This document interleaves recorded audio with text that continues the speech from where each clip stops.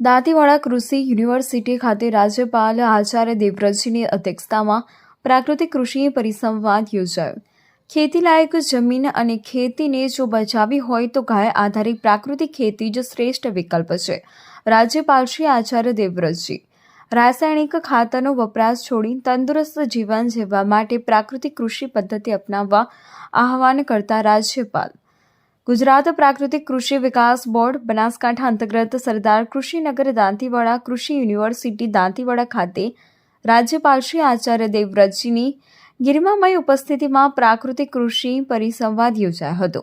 રાજ્યપાલ આચાર્ય દેવવ્રતજીએ ખેત પેદાશોના પ્રદર્શન અને વેચાણ સ્ટોલની મુલાકાત લઈ ખેડૂતો સાથે સંવાદ કરી પ્રાકૃતિક કૃષિ અંગે વિગતવાર માહિતી આપી લોકોને પ્રાકૃતિક કૃષિ તરફ વળવા અનુરોધ કર્યો હતો।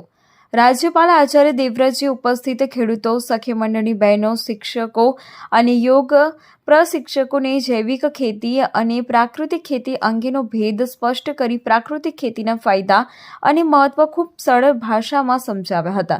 રાસાયણિક ખાતરનો વપરાશથી જમીન બજરંગ અને બિન ઉપજાઉ બને છે। રાસાયણિક ખાતર અને જંતુનાશક દવાઓના બેફામ ઉપયોગથી કેન્સર સહિતના ગંભીર રોગોને આમંત્રણ આપીએ છીએ। આ પ્રસંગે સાંસદ શ્રી પરબતભાઈ પટેલ, જિલ્લા કલેક્ટર શ્રી વરુણકુમાર બ્રહ્મપાલ, કૃષિ યુનિવર્સિટીના કુલપતિ શ્રી આર.એમ. ચૌહાણ, સંશોધન નિયામક શ્રી એમ. મુરલીધરન, આત્મા ડિરેક્ટર શ્રી પી.એસ. રબારી, જિલ્લા વિકાસ અધિકારી શ્રી એમ.જે. દવે, જિલ્લા પોલીસ અધિક્ષક શ્રી અક્ષયરાજ મકવાણા, જિલ્લા ખેતીવાડી અધિકારી એમ.એમ. પ્રજાપતિ, આત્મા પ્રોજેક્ટ જિલ્લા કલેક્ટર શ્રી જિંદાલ સહિત મોટી સંખ્યામાં ખેડૂતો, પશુપાલક ભાઈ બહેનો ઉપસ્થિત રહ્યા હતા। આ અંગે રાજ્યપાલ આચાર્ય દેવવ્રતજીએ જણાવ્યું હતું કે ખેતીલાયક જમીન અને ખેતીને જો બચાવી હશે તો દેશે ગાય આધારિત પ્રાકૃતિક ખેતી જ શ્રેષ્ઠ વિકલ્પ છે।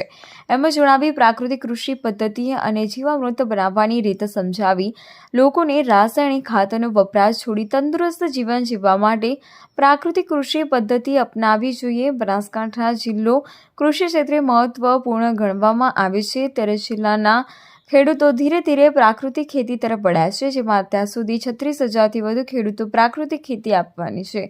આત્મા પ્રોજેક્ટ અંતર્ગત આગામી સમયમાં જિલ્લાના વધુ ખેડૂતો પ્રાકૃતિક ખેતી કરતા થાય તે માટે પ્રયાસો હાથ ધરવામાં આવ્યા છે।